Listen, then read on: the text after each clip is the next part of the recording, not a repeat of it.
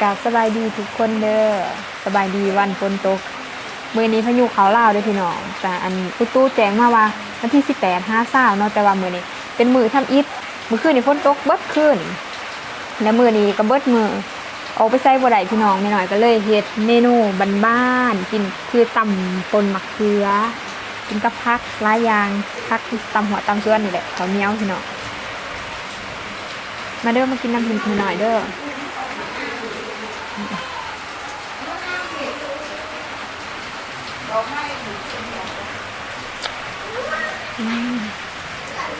พักหลายอย่างพี่น้อง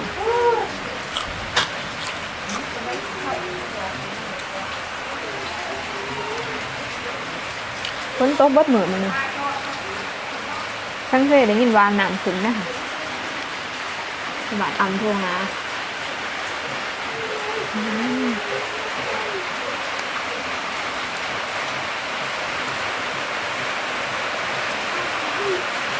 ออกไปใช้บ่ได้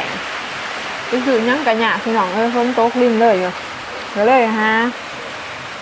กินเท่าที่มีนี่แหละ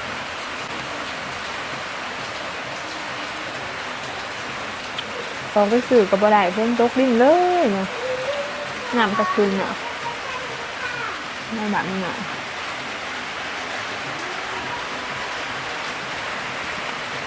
ดีเนี่ยจะไฟบ่รับ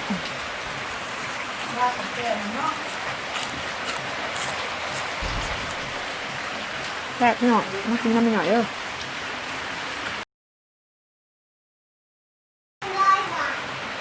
ตัวผู้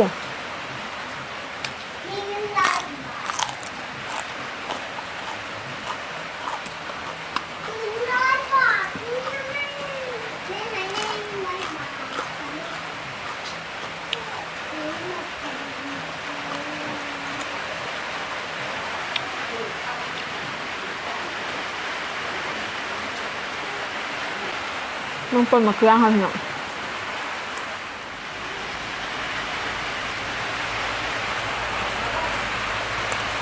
กุ้ง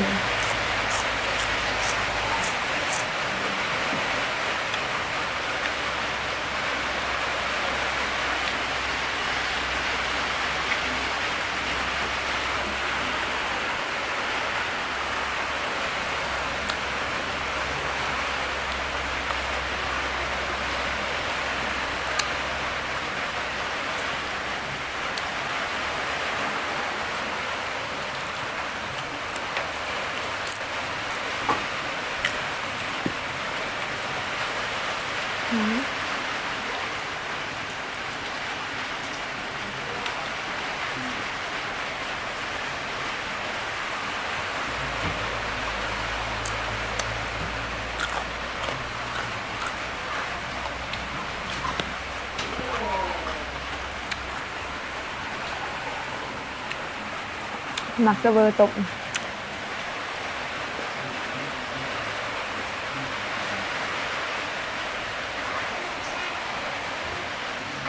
ฝนยังตกอยู่เลยพี่น้อง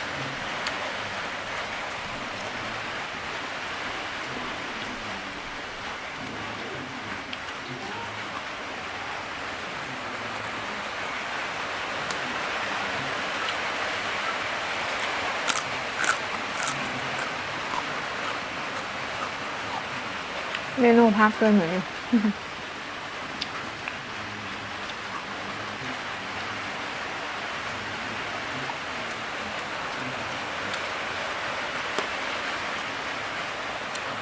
พอบานอัมโทรมาปลาเสี่ยงนับขึ้นนะ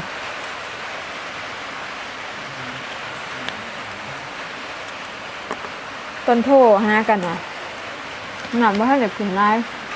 ผ่านไปว่าพ่อเพิ่มชั่วโมงกันนะว่าตอนนี้ก็เดินขึ้นว่าหนักที่ได้เขาหองนะคุณว่าของแถวนะหยาดเหรอหยาดประวัติศาสตร์จำห้อยที่แบบอันกำลังสวมเนาะหยาด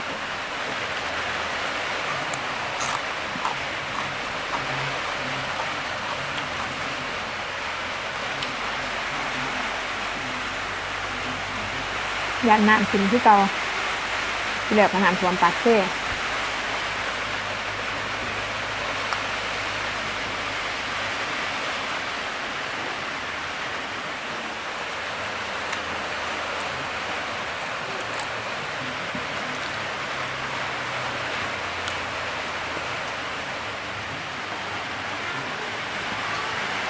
รบ่ทันกินข้าวเที่ยงมากินน้ำไม่หน่อยเด้อไม่หน่อยกินข้าวเที่ยง3 โมง บ่าย 3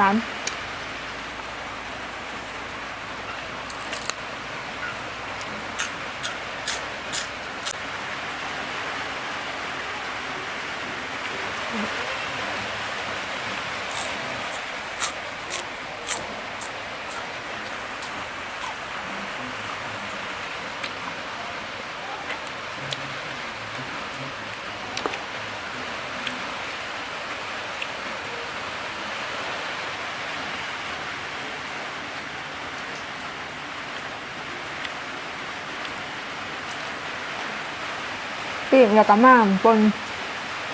หวานเนาะมะเขือมะเขือเขาต้มแล้วมาปน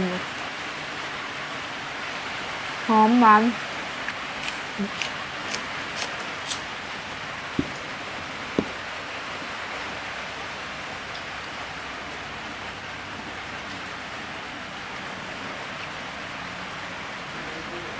อันนี้อ่ะ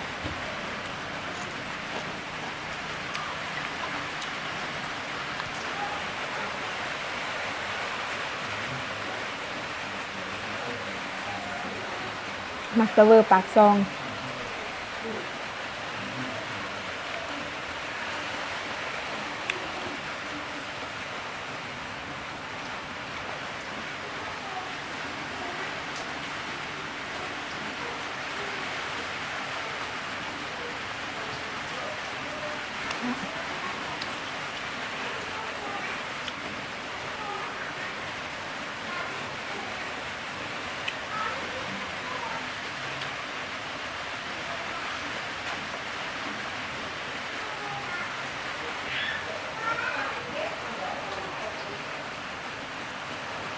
แสบพี่น้องปนมะเขือมันสิออกหวานๆเพราะว่าเขาปีกแล้วมาปนนะหวานหอม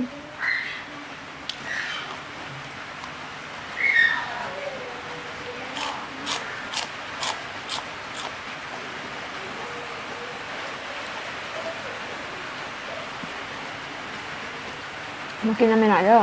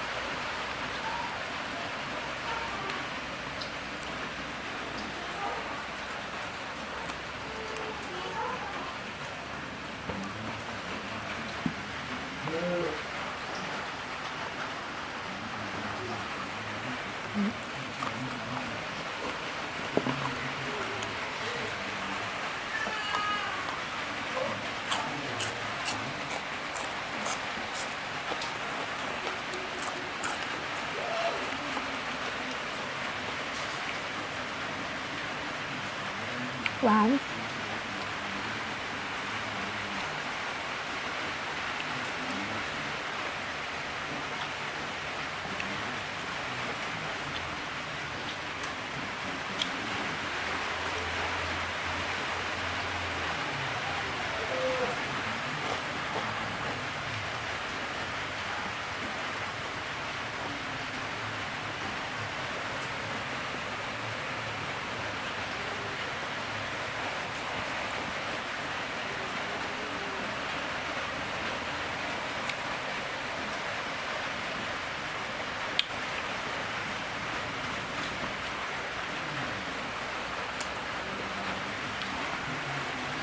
หมักตัวผู้ซื้อมาจากตลาดเต็มเลยแล้วค่ะไว้ในตู้เย็นฝนตกหายังสิกินกับบ่มี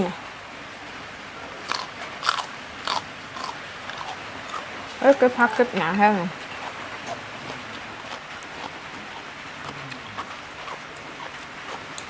มากิน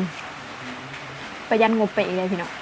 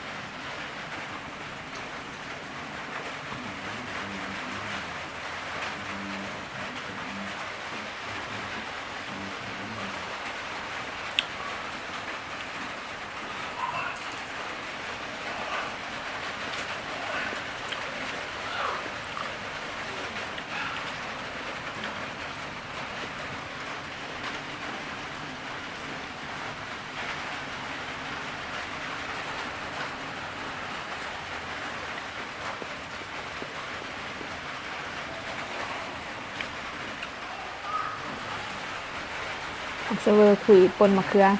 คำยังไง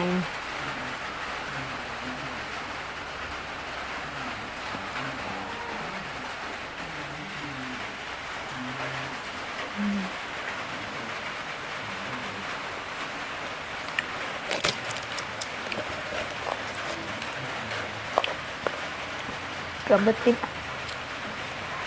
อิ่มเนาะพี่น้องอิ่มแล้วสำหรับคลิปนี้แม่หน่อยก็ขอตัวลาสำนีเด้อทุกคนเด้อถ้ามักก็อย่าลืมกดไลค์กดแชร์กด Subscribe ให้แม่หน่อยเด้อพบกันคลิปหน้าเด้อทุกคนบ๊ายบายอย่าลืมกด Subscribe แล้วก็กดกระดิ่งให้หน่อยแม่หน่อยเด้อติ๊งติ๊งติ๊งบ๊ายบาย